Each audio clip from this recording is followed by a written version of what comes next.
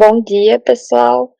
Eu sou Gabriela, advogada, sou mestra em Ciência, Tecnologia e Sociedade, e sou pós-graduada em Direito Digital. Hoje, a mentoria de hoje, né, vai ser sobre trabalhos acadêmicos. E a perspectiva, a abordagem que eu resolvi trazer, né, essa aula é muito assim para contar um pouco da minha experiência. Tanto quando eu resolvi ingressar na área acadêmica, depois da graduação, como também algumas dicas em relação ao processo seletivo, às etapas, também produção de artigos, que é uma parte importante para quem gosta, né, e quer seguir na área acadêmica. E eu espero contribuir aqui para todos vocês, doutores e doutoras que decidiram aí investir nessa carreira acadêmica e além, né, da advocacia. E um ponto importante, já começando com as primeiras reflexões que a gente tem, é essa tomada de decisão em investir na área acadêmica, porque a carreira acadêmica é uma profissão e ela vai exigir muito, tanto emocionalmente, psicologicamente, de quem resolve ingressar nessa carreira. Então, é importante que quando vocês reflitam e vão pensar sobre essa possibilidade, pensar bem por que está investindo na carreira acadêmica, qual o propósito. Melhorar o currículo, mas além disso, a contribuição científica que você quer dar para a comunidade acadêmica, para a sociedade, porque o direito, a gente sabe, faz parte do sistema social. Então, está diretamente ligado com a qualidade de vida social. E então, assim, é importante refletir sobre esses pontos, porque o comprometimento é muito importante para que a gente tenha êxito nessa área, como em qualquer outra área. E o direito, assim, é uma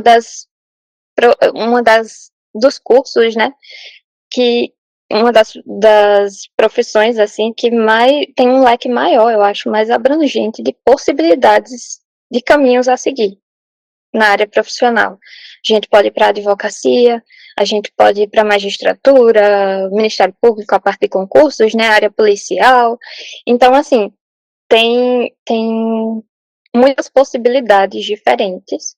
E a carreira acadêmica é uma delas que eu percebo que não é muito querida das pessoas que, que fazem direito, né? Mas que me conquistou desde a graduação. Eu nunca pensei em ser professora, em dar aula, até estar mais ou menos ali pela metade do curso de Direito, que aí eu comecei a me interessar mais pela pesquisa, quando eu resolvi fazer um projeto de iniciação científica, e aí vi como que era interessante trabalhar esse lado, tanto a parte didática, quanto a parte acadêmica, assim, de dar aula, quanto a pesquisa, quanto ela é importante e como que o direito, como qualquer outra área também, ele se desenvolve muito nessa parte da pesquisa, a gente evolui pesquisando. Então, é importante ter essa tomada de decisão consciente sobre a área acadêmica. Outro ponto importante que eu trago aqui é a tendência interdisciplinar do direito. Por quê? Porque eu percebo que os professores, eles consideram muito aquela pessoa, aquele aluno, que ele percebe que o direito ele não é uma ciência hermeticamente fechada. O direito ele conversa com muitas outras áreas, principalmente social. mas a gente conversa com quase todos, assim, a questão ética, moral, filosófica, histórica, social, da área da saúde, enfim, o direito está presente em todos os âmbitos sociais, então é importante ter em mente essa, essa perspectiva interdisciplinar, transdisciplinar do direito. Ela é muito valiosa dentro da área acadêmica. Ter o pensamento crítico, então, desenvolver esse pensamento de sempre se questionar, tá aberto para entrar numa discussão e escutar o que a outra pessoa tem a dizer. Isso é muito importante. E a gente exercita muito isso na advocacia, mas, assim, outras nem sempre, né? Depende muito do contexto, mas, assim, é importante ter sempre a mente aberta, sempre se questionar sobre os assuntos, sobre afirmações que chegam na gente, porque é isso que desenvolve, essa curiosidade é o que move a área acadêmica. E no direito é da mesma forma. O direito ele é uma ciência, um estudo que historicamente nós nos fechamos ali por muito tempo, pelo menos, e a gente tenta manter muita tradição dentro da área. Então, às vezes, esse excesso de tradicionalismo, ele acaba batendo de frente com essa evolução da ciência. Então, desenvolver esse pensamento crítico nos ajuda a sempre perceber, dentro de um contexto, o direito, o jurídico, dentro do contexto social, e adequando ele à medida que a gente vai percebendo que certas coisas têm que ser deixadas para trás e devem ser atualizadas, né?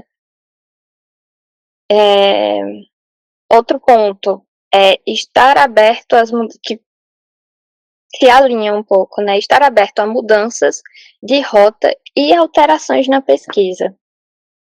E eu já vi aqui que Jonathan, por exemplo, ele está aí já dentro de um mestrado, e com certeza ele vai concordar comigo. Talvez tenha outras pessoas aqui também.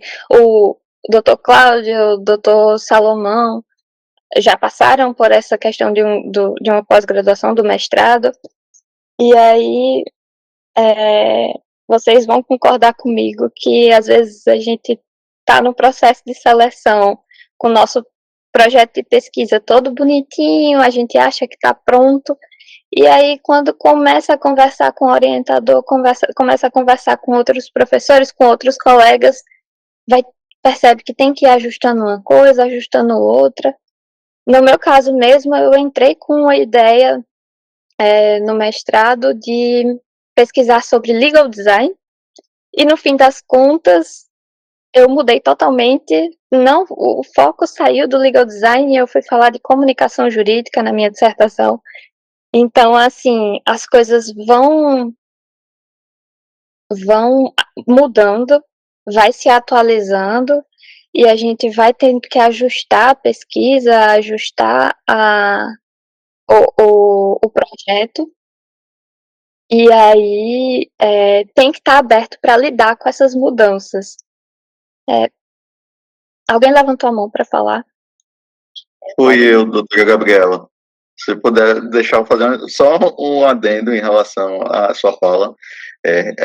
Quem trabalha com pesquisa acadêmica sabe o quanto desafiador é, e é muito isso. A gente entra com uma ideia fixa, eu vou pesquisar isso, e no desenvolvimento da dissertação, da pesquisa, da tese, a gente começa a ver outros caminhos que a gente não tinha inicialmente pensado e acaba enveredando por outros caminhos. Mas eu ainda vou mais além, que para mim foi um problema muito grande no mestrado e tem sido um desafio muito grande no doutorado, que é compreender até onde a gente pode ir e até que ponto o trabalho da gente está pronto. Porque esse debate ele nunca tem fim e a gente precisa botar um ponto final para que as coisas tenham o seu desfecho natural. É isso. Perfeito. É isso mesmo. Assim, é, é difícil pra gente, principalmente quando a gente vai entrar no mestrado, porque acabou de sair da graduação, ou então já faz tempo que está longe da universidade e aí resolve voltar para fazer um mestrado. Então, a gente chega sem saber o que fazer, questão de metodologia, de como fazer esse recorte de tema para pesquisa. A gente quer abraçar o mundo muitas vezes, assim, pegar um tema e desenvolver ele sob várias perspectivas e vários caminhos diferentes, só que não dá tempo e assim, é muito estressante, é muito trabalho. A escrita é muito desafiadora, a escrita acadêmica, então precisa dessa orientação do orientador e da convivência mesmo no ambiente para a gente ir conhecendo como que funciona a sistemática, o desenvolvimento de tudo, assim, na área acadêmica, e aí vai amadurecendo e percebendo, eu não consigo falar disso aqui, porque senão eu não vou ter tempo, eu posso tangenciar o tema também, corro o risco de começar a discutir uma outra coisa, mas que não é adequada para esse momento. Então, essa mudança de rota, essas alterações, elas acontecem a todo momento. E isso mesmo, doutor Jonathan, é um trabalho muito solitário, porque apesar de ter a orientação de um professor, mas a pesquisa quem desenvolve é o pesquisador. Então, se você está no mestrado, você vai desenvolver a dissertação, mas é a sua dissertação.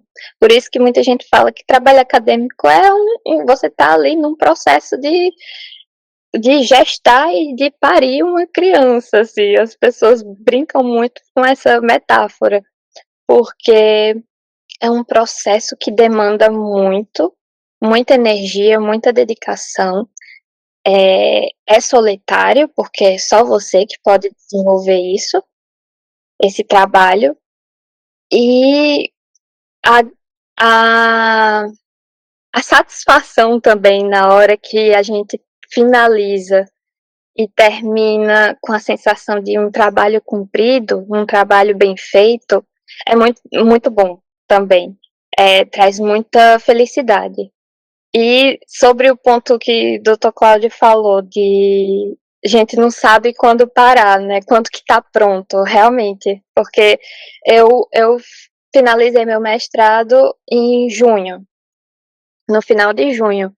E eu tenho certeza que se eu for pegar minha dissertação para ler ela hoje, eu vou achar pontos que eu poderia ter melhorado, aprofundado, eu vou arrumar. Vão ter coisas que eu vou querer melhorar na dissertação, porque de fato é um trabalho que é constante. À medida que a gente vai tendo novas ideias, lendo novas coisas, se atualizando, que aí é um ponto que eu vou falar um pouco mais para frente, a gente vai sentindo essa necessidade de incorporar na pesquisa que ele está fazendo, na escrita, e aí é um trabalho contínuo, de fato. Outro ponto que eu acho que precisa ser destacado é essa diferença da escrita técnica, jurídica, e da escrita acadêmica. Porque nós, advogados, a gente, quando vai escrever uma petição, desculpem,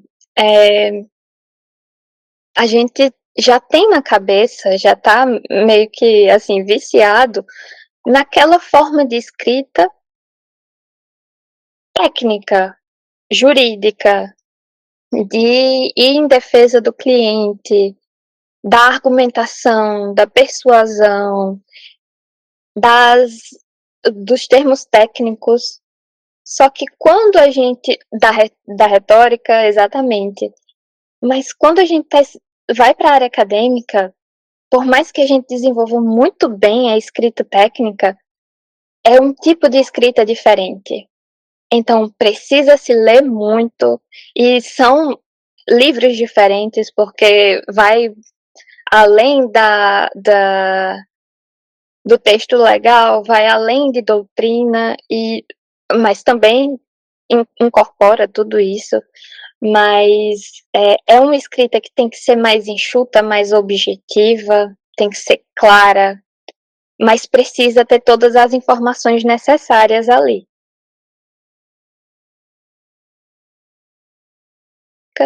E mais o conteúdo em si.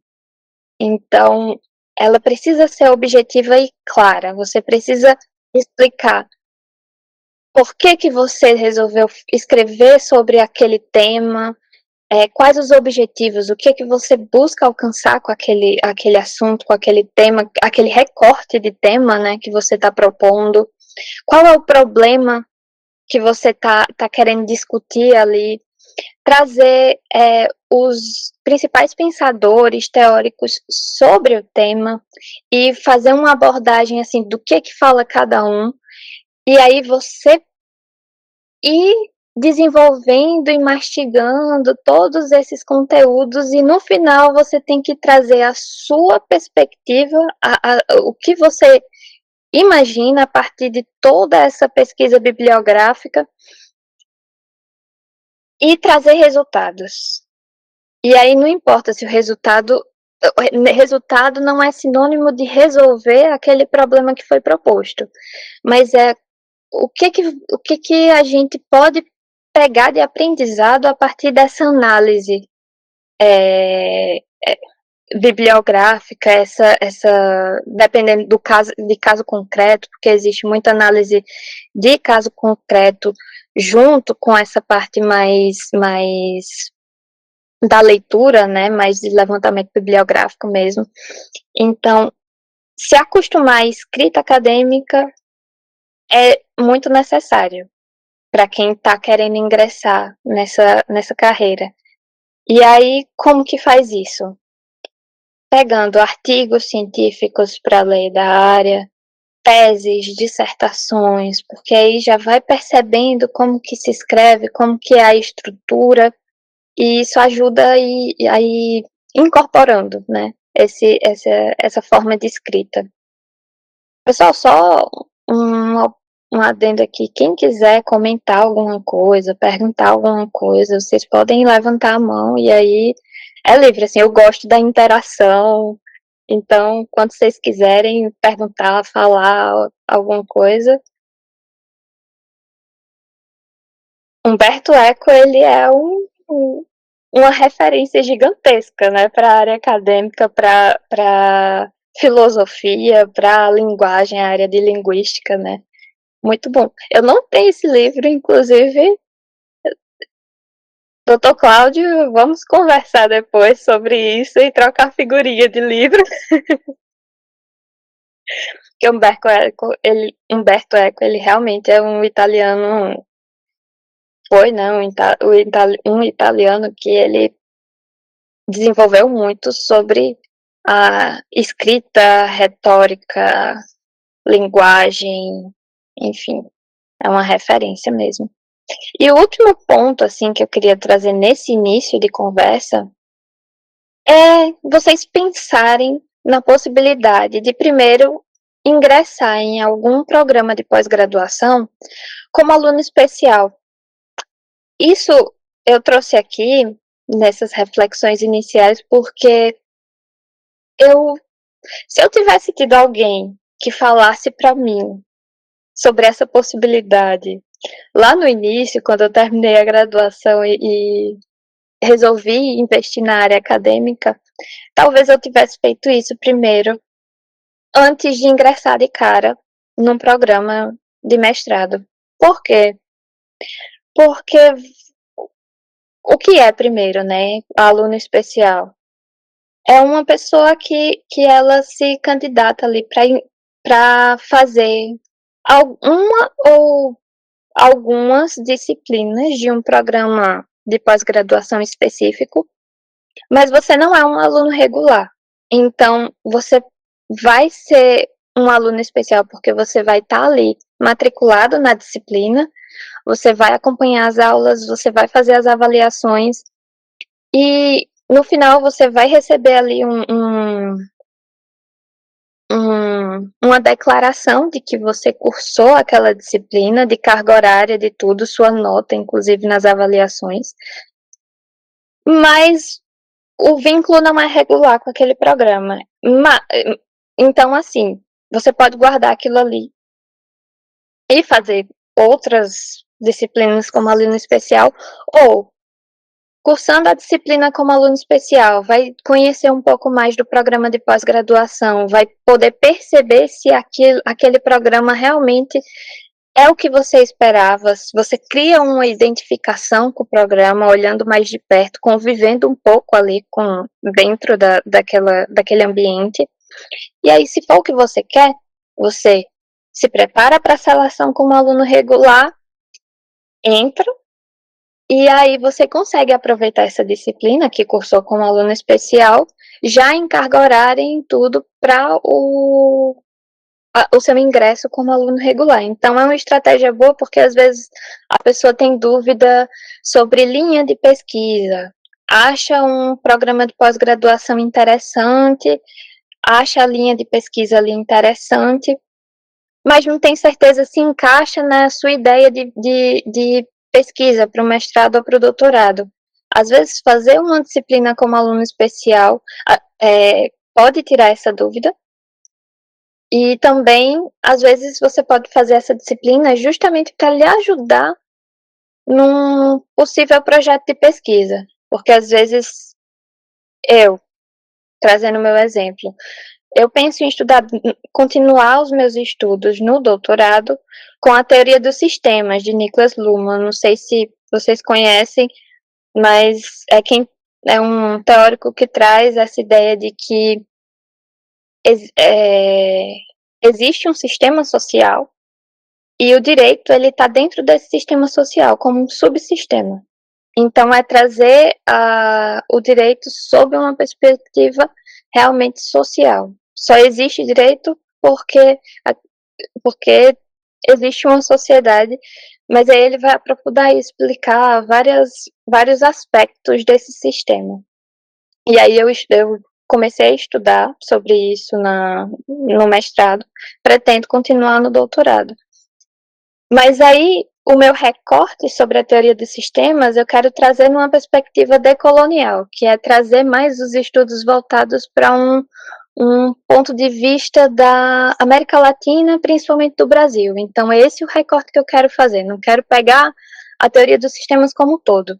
Eu quero pegar a teoria dos sistemas sob a nossa perspectiva enquanto povo latino-americano que tem uma história e uma evolução cultural totalmente diferente da Europa, ou da Ásia, ou dos Estados Unidos, entende? Então, mas aí eu ainda preciso isso, sob a perspectiva de Boaventura. E aí eu ainda preciso afunilar um pouco mais, mas assim, um grande tema, o grande recorte que eu consigo vislumbrar para um futuro doutorado hoje é esse. E aí, pensando nisso, eu vou atrás de programas de pós-graduação que tenham disciplinas que foquem na teoria dos sistemas, que tenham professores pesquisadores dentro da teoria dos sistemas para poder me agregar na pesquisa. Se tiver alguma dúvida, pessoal, podem falar, viu? Porque eu acho que também pode ser muita informação ao mesmo tempo. Se tem alguma questão que não está entendendo, eu não estou clara, podem falar. Partindo aqui para essa segunda parte, que é sobre seleção de mestrado e doutorado. Geralmente, as seleções, elas são divididas nessas quatro etapas, que é uma prova escrita, análise do projeto de pesquisa, a arguição do projeto, que está junto com a entrevista do candidato, e uma análise de currículo, que essa análise de currículo geralmente ela é classificatória, não é eliminatória. Então, a prova escrita não são todas as pós-graduações que vão aplicar uma prova escrita, mas a UFPB ela aplica, se eu não me engano, a UFPE aplica, a USP aplica, então geral, eu vejo que é bem forte. A UFRN eu não sei, eu tenho pouco conhecimento do edital deles, mas essas três eu sei que aplicam prova escrita. E aí essa prova escrita geralmente é dissertativa e tem uma bibliografia obrigatória recomendada para poder preparar os candidatos para essa prova. Então, se vocês têm interesse, já vislumbram aí alguma universidade, algum programa de pós-graduação, é importante que com bastante antecedência vá atrás do edital da última seleção, veja qual que é a bibliografia que eles recomendam, a bibliografia obrigatória para fazer a prova escrita, porque aí, mesmo que ainda tenha meses para o próximo edital sair, ou que você ainda não tenha decidido se realmente vai fazer ou quando vai fazer, mas pegar essa bibliografia para ir já se familiarizando com a questão de linguagem, da escrita, do conteúdo mesmo, para já ir se preparando para essa prova, é interessante. Até porque dependendo da linha de pesquisa, tem umas, da UFPE mesmo, tem umas que é gigantesca, a bibliografia. E densa, assim, com vários artigos, mas também com livros, então é um estudo que demanda bastante. A segunda etapa é a análise do projeto de pesquisa, e aí a gente vai falar um pouco mais para frente sobre a elaboração desse projeto de pesquisa,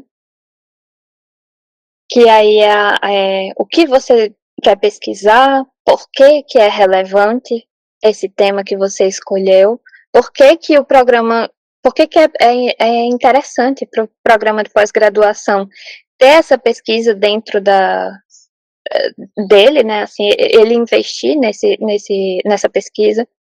Então, tudo isso vai estar lá no projeto para que ele seja avaliado. É assim, é vender seu peixe, né, junto com também a análise do currículo. E aí você está vendendo a sua ideia da pesquisa para o programa e também as suas qualificações, né, a sua pessoa, de forma mais pessoal, não mais profissional. Então, a terceira etapa, né? Sendo selecionado o projeto de pesquisa, vai ser a arguição do projeto, então vai ser uma banca, geralmente são os 3 professores do programa, que vão lhe questionar sobre o projeto, vão apontar algumas melhorias que precisam ser feitas, também vão perguntar sobre a viabilidade da pesquisa, se for um mestrado, se você realmente vai conseguir, é viável cumprir aquilo que você está se comprometendo a fazer no projeto em 2 anos, sendo que tem que pensar que nesses 2 anos tem aí pelo menos um semestre que tem que se dedicar às disciplinas do mestrado, que existem disciplinas obrigatórias, tem que cumprir uma carga horária de disciplinas para administrar junto com o tempo de pesquisa. No doutorado são 4 anos, em média, né? Então tem que levar em consideração o tempo que se tem. E a entrevista para saber mais sobre você, suas intenções com aquele projeto, por que você tem interesse em entrar naquele programa de pós-graduação especificamente, eles perguntam muito isso, por que você se interessou pelo programa, se tem interesse ou não de bolsa, de financiamento da pesquisa, de bolsa. Geralmente são essas perguntas de praxe, assim, que fazem na entrevista. E por último, análise de currículo. Geralmente é o currículo Lattes que eles pedem, que aí vai ter todo o seu percurso acadêmico, profissional, para eles avaliarem, mas de forma mais classificatória. Já passando pela primeira, segunda, terceira etapa, já está resguardada ali sua vaga, né? E eu botei uma observação aqui, um asterisco, sobre as proficiências de idiomas, porque isso também era uma dúvida que eu tinha quando eu fui ingressar no mestrado, porque eu não tinha proficiência de inglês. Na verdade, eu tinha feito uma na graduação, mas ela já tinha vencido, porque tem prazo para tem validade, né, na verdade, essas proficiências, e a minha já tinha vencido. Só que eu tinha feito uma proficiência de francês, que o certificado que eles dão, ele não tem validade, era uma prova foi aplicada, que é aplicada, para quem tem mais familiaridade com esse tipo de assunto vai saber, que é DELFI, que é uma certificação de idioma, então ela é o próprio Estado francês que ele dá esse certificado para quem consegue atingir a pontuação mínima da prova. E não tem validade. Mas o que acontece? Nos editais de seleção, geralmente eles colocam um próprio prazo, uma própria validade mesmo para esse certificado que em tese não deveria ter. Então, assim, eles aceitam um certificado do DELFI, que é essa proficiência em francês, se ela foi feita até no máximo 2 anos, 3 anos. Então, assim, se eu fiz há mais tempo, eu já não valeria mais para validar como uma proficiência dentro daquele programa. Então, precisa ler o edital tudo certinho para ter essa referência, né? E também, geralmente, se pede inglês. No mestrado é só uma língua, só um idioma de proficiência. No doutorado, geralmente pedem duas. E aí, geralmente, as próprias universidades disponibilizam dentro do núcleo de idiomas que tem com o pessoal da licenciatura de línguas. Eles aplicam essas provas que são aceitas pelos programas. A CAPES costumava fazer bastante. Eles aplicavam o TOEFL. Quando eu fiz o mestrado, eu fiz o TOEFL também, fiz uma versão online do TOEFL, mas foi aplicada pela universidade e para poder ter a proficiência em inglês, que era o que pedia. Aí já está surgindo, o Dr. Jonathan falou que a UFSC, que é a Federal de Santa Catarina, né, oferece online.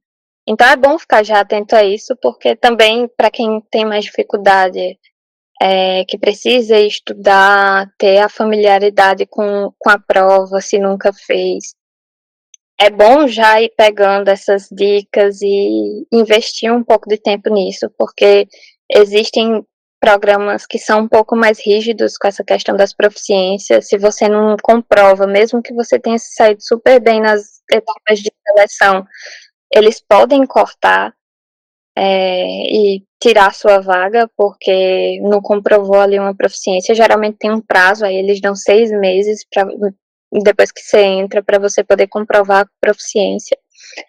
Mas é isso, mais uma vez, precisa estar bastante atento ao edital de cada programa, para poder não se perder nessas datas, nessas várias coisinhas que precisam ser ajustadas. É verdade.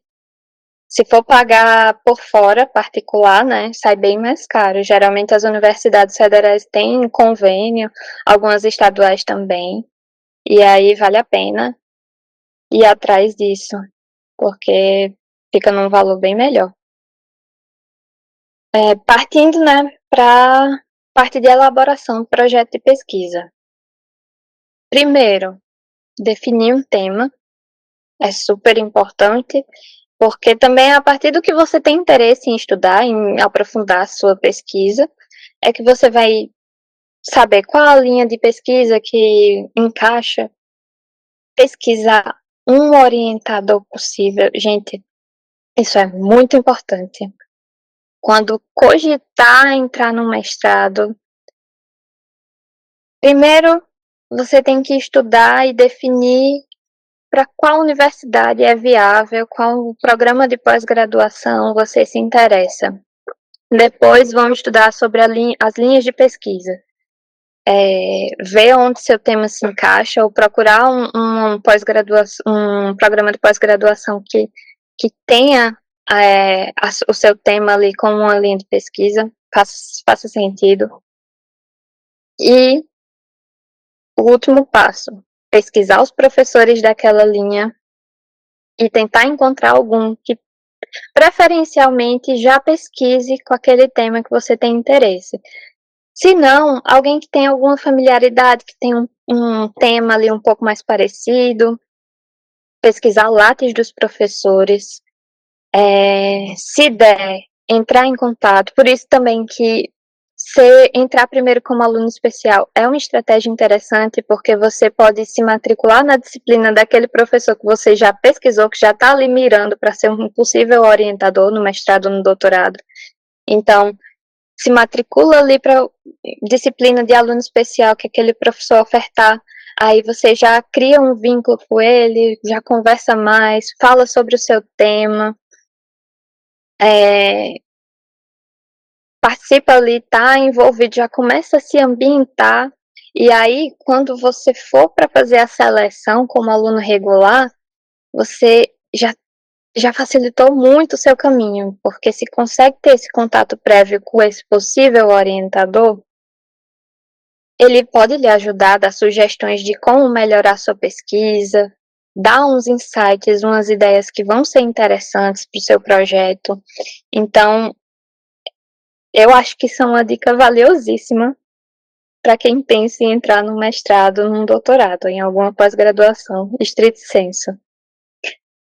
Fazendo esse recorte do tema, né, que ele precisa ser específico, ele precisa ser objetivo. Não dá para falar assim, pegar, não sei, no meu caso, né, teoria dos sistemas de Niklas Luhmann.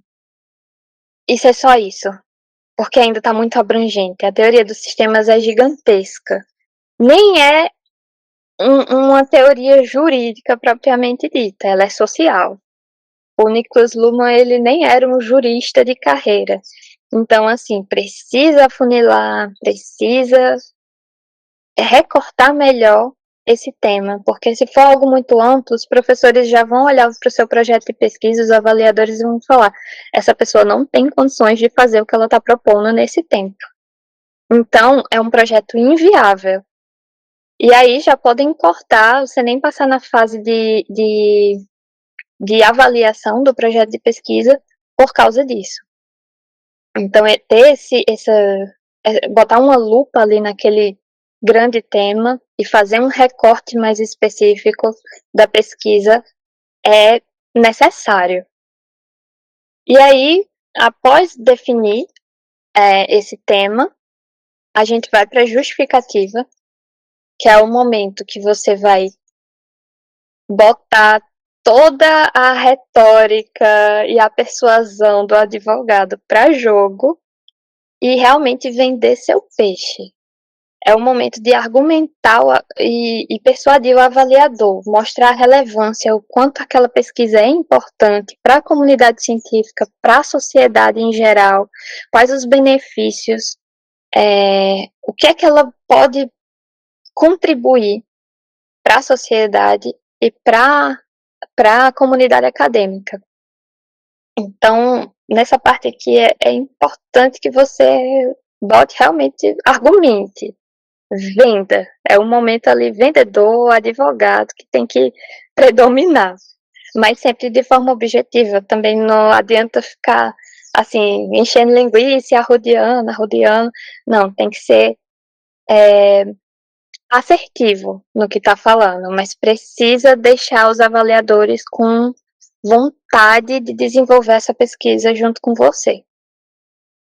Depois vem para a fundamentação teórica, que é o desenvolvimento ali do projeto de pesquisa, que aí é onde você vai fazer o levantamento bibliográfico, livros clássicos, é importante, aí eu já estou pulando um pouco para a bibliografia, né? Mas é porque pegar ali como referência autores que já têm uma reputação ali, um status dentro daquele tema, mas também não esquecer de trazer artigos relevantes, dissertações e teses sobre aquele tema, porque aí junta o clássico, o indispensável para aquele tema, com a atualidade de quais foram os últimos estudos, as últimas pesquisas realizadas sobre esse tema. Eu tô atualizado, eu busquei isso, e assim, até para favorecer na sua justificativa também, porque se é um tema que tem muito estudo já, mas aí você pode trazer sob uma perspectiva que ninguém nunca fez. Então, é um ponto já que você se prepara para uma possível resposta na parte da arguição de projeto junto com a banca, que eles podem chegar e dizer, mas esse tema aqui, sei lá, deixa eu pegar aqui um tema que o pessoal atualmente fala muito, questão de IA, regulação de IA. Vamos lá, é um tema muito novo.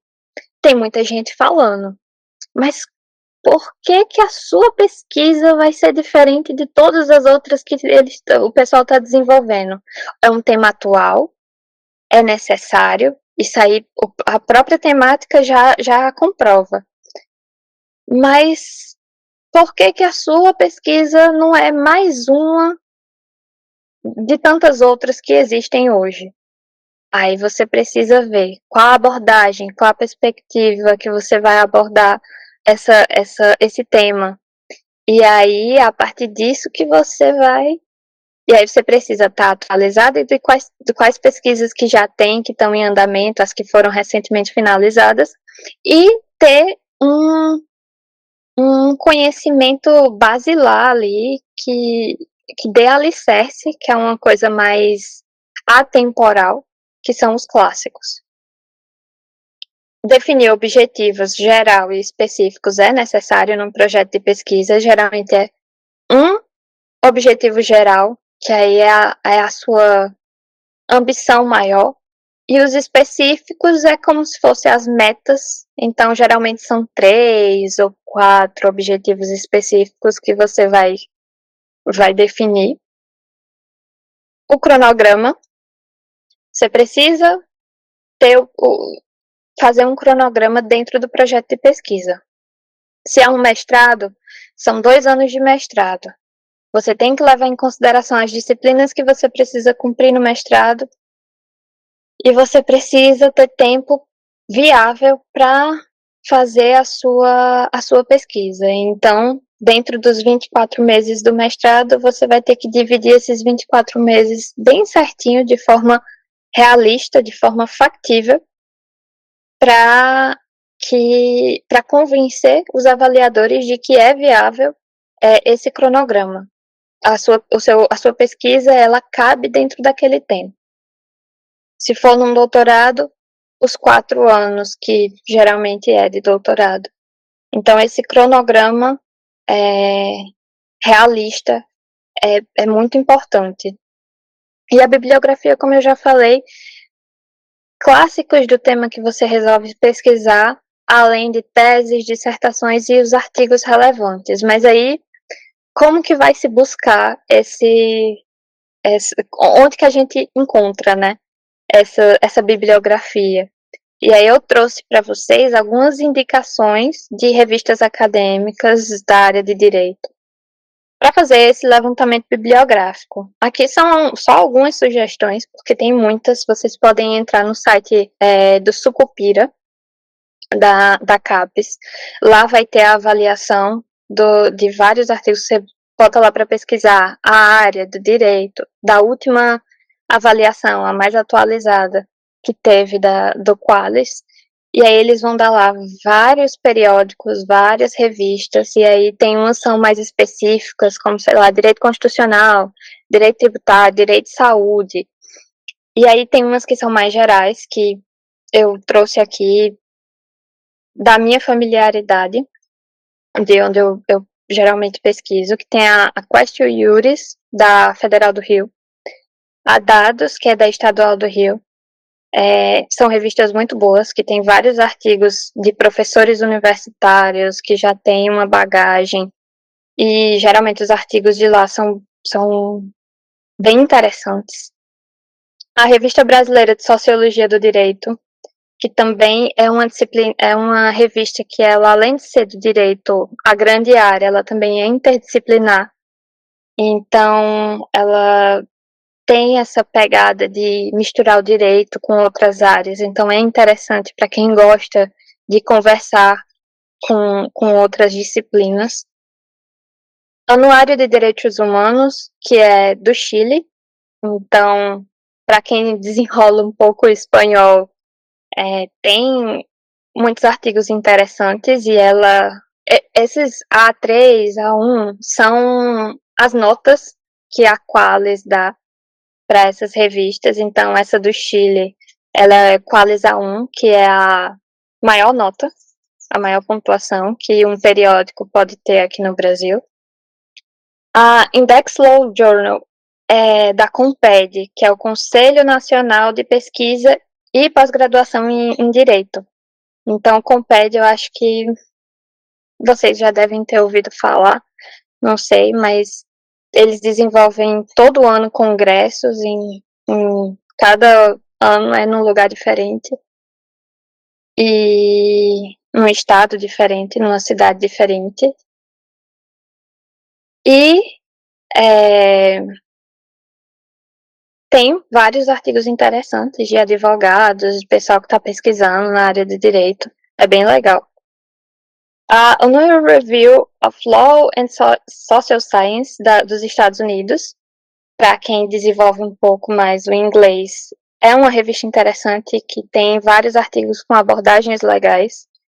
E os repositórios de universidades. Toda universidade pública, pelo menos, estadual, federal, tem nos seus sites o repositório onde tem todas as teses, dissertações, TCCs, que são dos alunos da própria universidade. Então, é um lugar, um tesouro. É valiosíssimo para quem está atrás de teses, dissertações sobre um tema, porque ajuda muito a encontrar ideias interessantes e pesquisas interessantes nesses repositórios. Agora partindo um pouco para produção de artigos, né? Que também é importante para quem gosta e não necessariamente quer enveredar para a área acadêmica, mas quer escrever artigos. É bem parecido com a elaboração de um projeto de pesquisa. Você precisa definir um tema, você precisa ter um objetivo bem claro. Gente, desculpem, isso é minha cachorra, minha cadela que fica latindo. Quando passa alguém na rua, ela começa a latir. Se estiver atrapalhando, vocês podem falar. Ainda bem. Porque tem hora que ela começa a latir aqui, eu fico com medo de estar atrapalhando.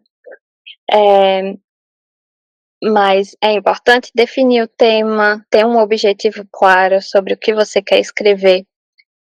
Ter um método, essa parte de metodologia, eu admito que é um pouco chata. Metodologia científica é uma coisinha chatinha, que é um monte de regra que você precisa seguir, entender questão de abordagem, é muito da área de educação, então a gente não tem familiaridade nenhuma quando pega um livro de metodologia para tentar, essa é por uma abordagem dedutiva, uma abordagem histórica, uma abordagem, tem tanto tipo de forma assim de pesquisar, e para a gente conseguir encaixar dentro de uma só ou fazer uma mistura de várias, hipotético-dedutiva, principalmente por levantamento bibliográfico, ou então estudo análise de um caso concreto, são várias possibilidades. Então, é uma parte mais chatinha de estudo que precisa ter, que ele é secundário, mas precisa ter.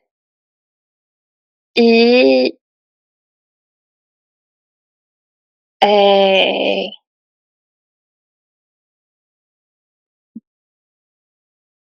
sim, é mais exigida aqui mesmo essa. E é muito assim, seguindo a ABNT, que precisa ter. Então, é uma parte chatinha, mas que é necessária, porque precisa ter um método bem definido dentro do artigo, do projeto de pesquisa que você vai escrever. O desenvolvimento do artigo precisa ter referenciais teóricos, de preferência com perspectivas diferentes sobre o tema. Então, não pode. O ideal é que não seja enviesado você pegar só a perspectiva de um autor e escrever sobre aquilo. Você precisa trazer um contraponto para deixar o artigo interessante, para deixar ele mais valioso. Então, serve para os dois, tanto para o projeto quanto para a produção de artigo, essa perspectiva diferente. E na sua conclusão, você precisa apresentar os resultados e os impactos da sua análise, né, do seu desenvolvimento ali do estudo. O artigo ele é mais enxuto, bem mais enxuto do que uma dissertação, do que uma tese, por isso que precisa ser ainda mais específico o tema a que se propõe escrever, mas tem que ter também essa apresentação de resultados, e apresentação de resultados, frisando mais uma vez, não é essa ideia de você resolver o problema que se propõe a estudar, que trouxe ali para um debate, mas é o que você conseguiu aprender após aquela discussão, após aquela leitura de todas aquelas perspectivas diferentes. E aí é a parte que é mais pessoal, apesar de não ser escrita de forma pessoal, a escrita tem que ser, não pode ser em primeira pessoa, nem nada, mas a não ser que seja um ensaio, mas isso aí é tema para outra mentoria, quem sabe. Mas trazer ali, botar as suas ideias mais para jogo, é seu espaço para desenvolver o seu próprio pensamento. E sempre com base nos autores que você traz para debater no desenvolvimento. E aí tem essa parte da escolha da revista para a submissão do artigo, que aí é como eu falei, vocês podem ir lá no Sucupira da CAPES para pesquisar, ali bota área, direito, vai aparecer infinidades de revistas e periódicos da área jurídica, e aí você vai olhando qual que é mais adequada para a sua área, se é área criminal, se é área de direito da saúde, se é área de direito de família, civil, tributário.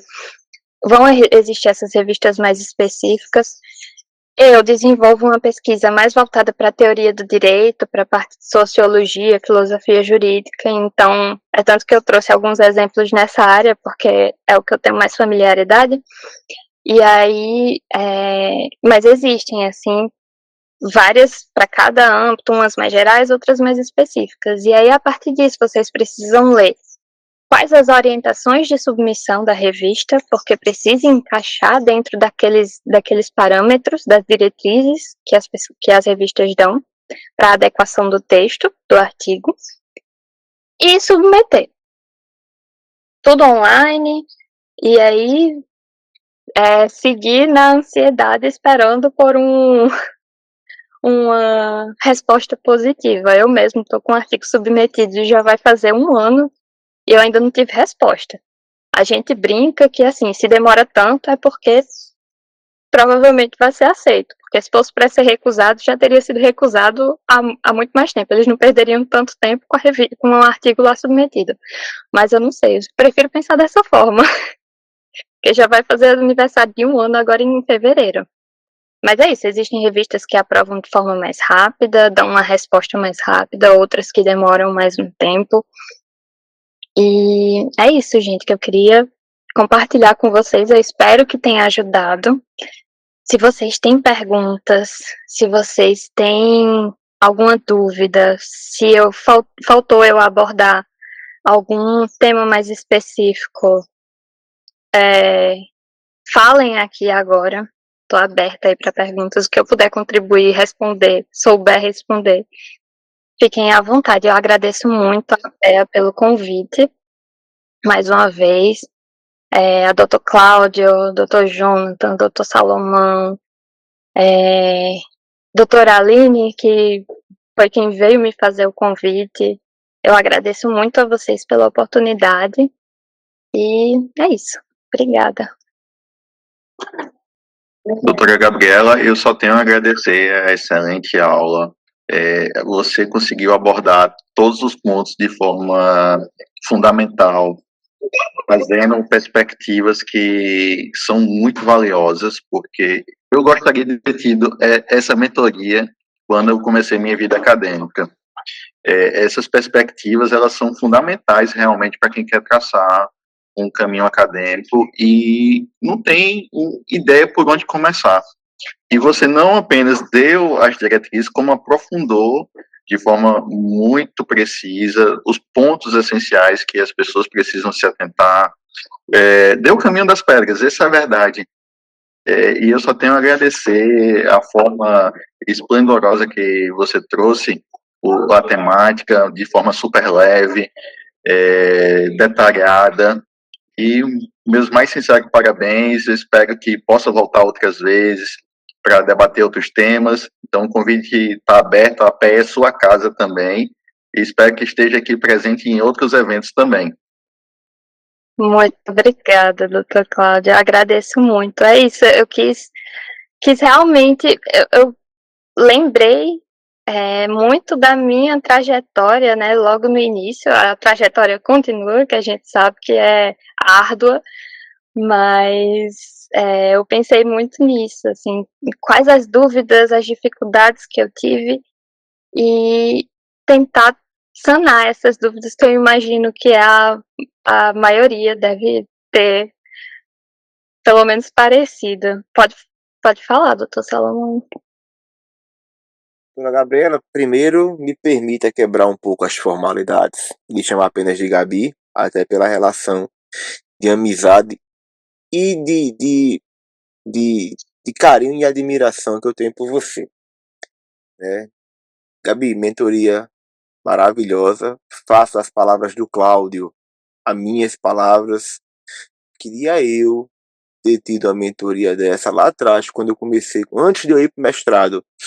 Talvez a maioria das minhas dores que eu sofri durante o curso do ato de pagar as cadeiras obrigatórias teriam sido amenizadas se tivesse tido uma mentoria dessa antes, né?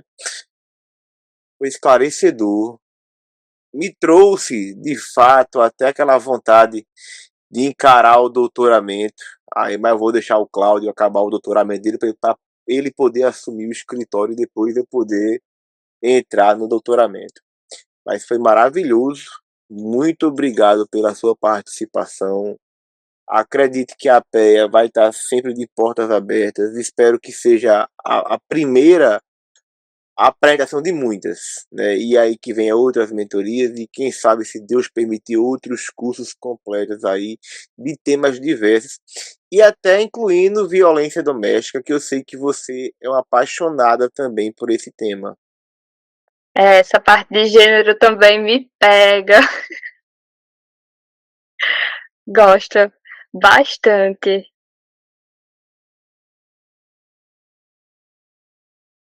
A Aline está perguntando aqui. Você acha que as publicações científicas que elas podem auxiliar na advocacia e na carreira? Gente, eu sou suspeita a falar, assim como o Dr. Cláudio, Dr. Jonathan, Dr. Salomão, que também escolheram seguir fazer essa jornada dupla aí de advocacia e carreira acadêmica. Mas realmente eu acho que pode ajudar, porque para mim a carreira acadêmica trouxe uma humanidade na minha forma de pensar, uma sensibilidade para perceber, justamente por conseguir desenvolver mais esse pensamento crítico que a academia exige que a gente desenvolva, perceber o que é que tem de errado na estrutura, no sistema, e tentar melhorar da forma que a gente pode. Não vai resolver o problema do mundo, não vai resolver o problema da advocacia, não vai resolver o problema da justiça, mas assim, o pouco que a gente consegue fazer, aplicar dentro, e tem forma assim de alinhar, precioso. Eu acredito que ajuda bastante a ter essa perspectiva mais social, mais humana, e sempre tá questionando a forma como elas acontecem, se pode ser melhorado de alguma forma, o que é que a gente, enquanto advogada, pode fazer ali dentro do sistema, utilizando esses conhecimentos adquiridos dentro da academia e aplicar ali dentro da prática, né, da praxis jurídica. É totalmente viável. Se alguém quiser contribuir em relação a isso, Dr. Salomão, Dr. Cláudio e Dr. Jonathan, que eu sei que estão aí na pós-graduação e que tem mais experiência na advocacia. Eu sou uma jovem advogada, peguei minha OAB em julho, então assim, bem recente, mas os rapazes que eles têm mais tempo de advocacia e estão aí também nessa labuta acadêmica, eles vão saber trazer experiências mais consistentes para compartilhar com a gente sobre isso, né? Por isso que eu tô chamando vocês aí, trazendo vocês para conversa. Podem falar, quem quiser. Doutor Jonathan, pode falar. Doutor, eu gostaria primeiro de parabenizar, né, a respeito da mentoria. Foi fantástico mesmo, foi maravilhoso. A forma que você abordou, uma forma... às vezes a gente pensa que, assim, ser um acadêmico não é fácil. A gente pensa, é só ler e escrever. Não, não é só isso. Então, assim, você explicou de uma forma tão... Foi maravilhoso mesmo.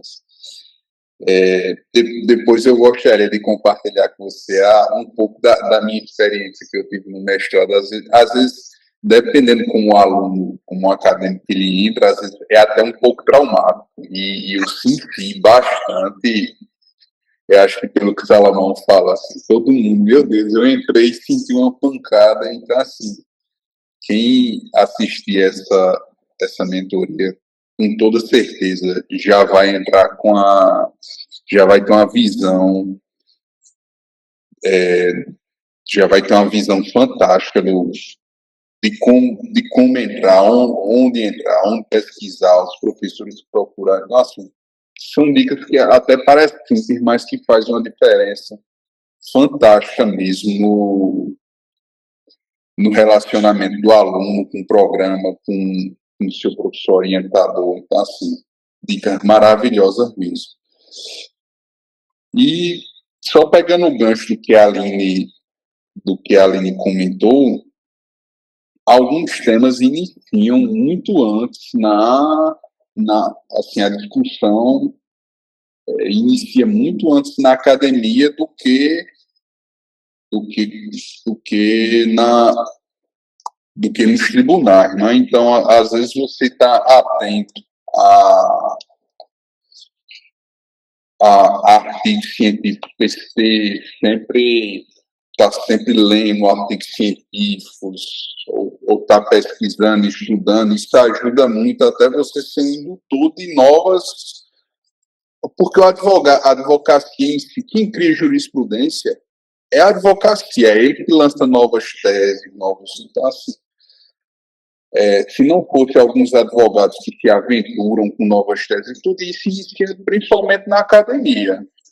Ela não inicia, sobretudo, tudo isso inicia na academia, mudança de pensamento. Então, é muito importante a gente tá sempre atento. Se não quiser escrever, ser um advogado, ser um acadêmico, mas ser pelo menos um pesquisador e estar sempre antenado às mudanças, né?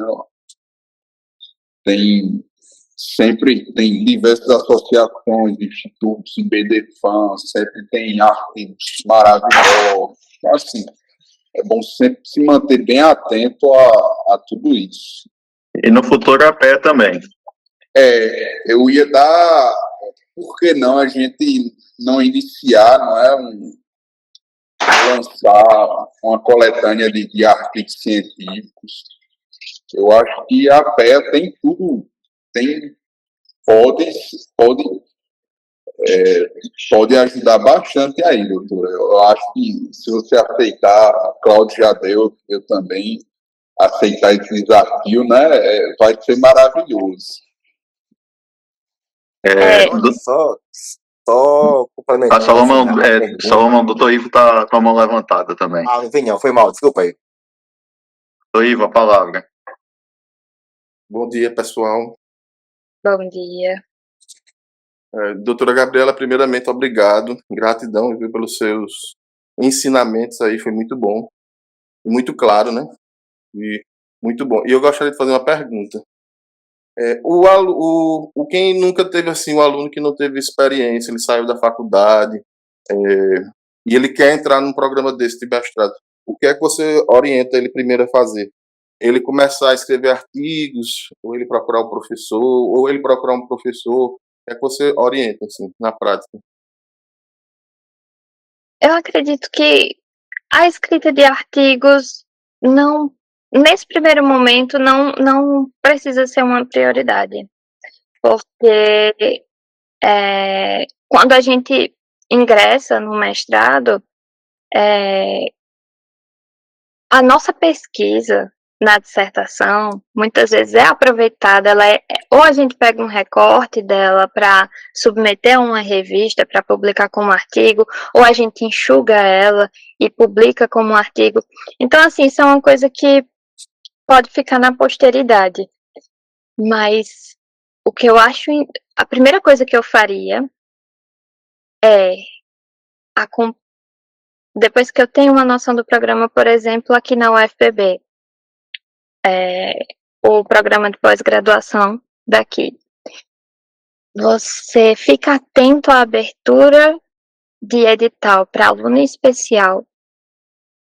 E aí, quando eles abrirem, vai ter lá a relação de disciplinas. Se tiver alguma que lhe interessa, se inscreva. Uma disciplina só, para não sobrecarregar também, mas que vai te inserir ali dentro do programa. Você vai ter contato com alunos, com professores, com o ambiente acadêmico de novo.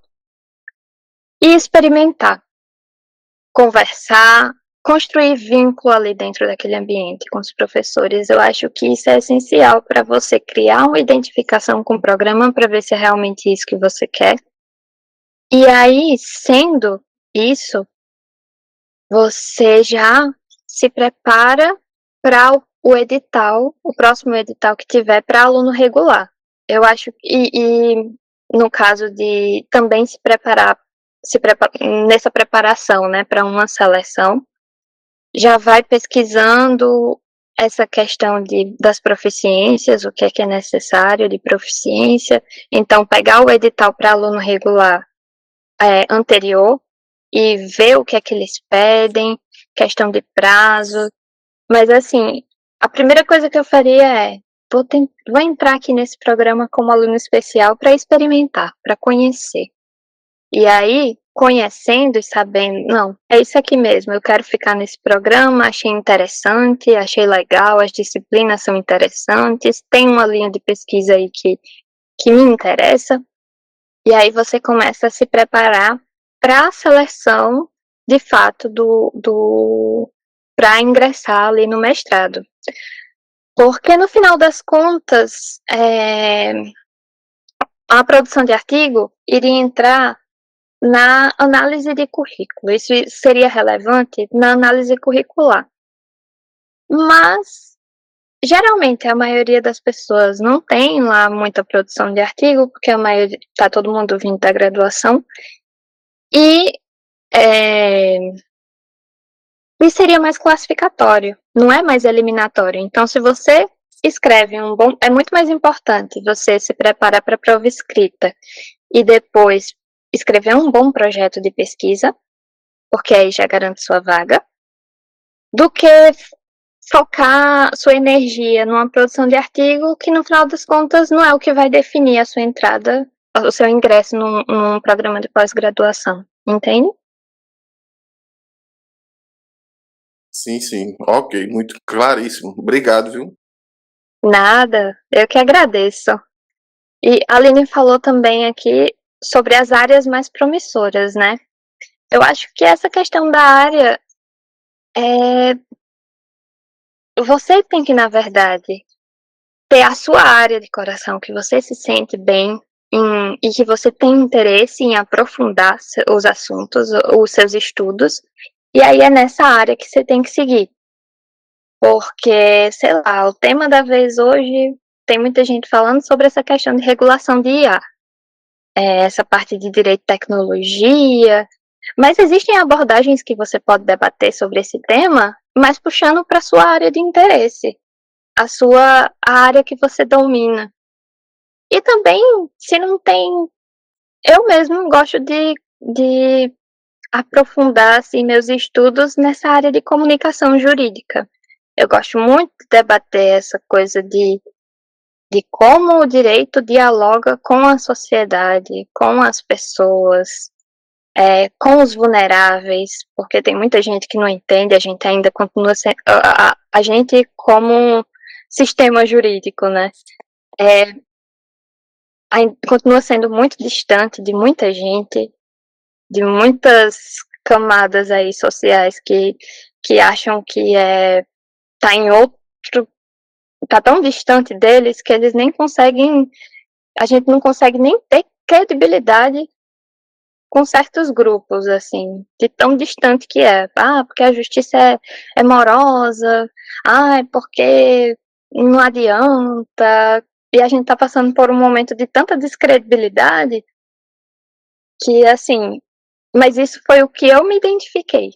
Essa coisa de conseguir restabelecer uma boa, ou estabelecer, melhor dizendo, uma boa relação com as pessoas, do direito, do poder judiciário com a população, foi o que me moveu para pesquisa, mas isso não é necessariamente uma área que está em alta, muito promissora. Na verdade, se discute muito sobre isso, mas a gente não vê efetividade na prática, né? Então, assim, primeiro você tem que descobrir qual a sua motivação, qual o seu propósito, que aí volta para aquele início, né, da mentoria, dentro da área acadêmica, porque a área acadêmica, como o Dr. Jonathan falou, como o Dr. Cláudio falou, é solitária, é desafiadora, é difícil, então você precisa ter um bom motivo para permanecer nela, porque é a longo prazo, a gente passa por muito perrengue, passa por muito trauma. Eu também, doutor Jonathan, passei por trauma no mestrado.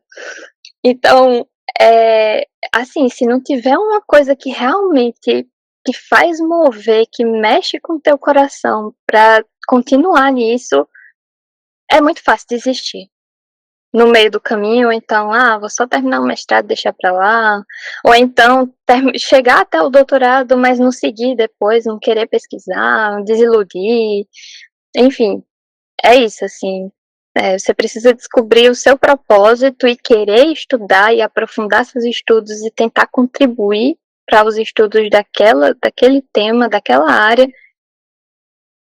que eu acho que esse é o caminho. Alguém mais tem alguma dúvida? Quer falar mais alguma coisa?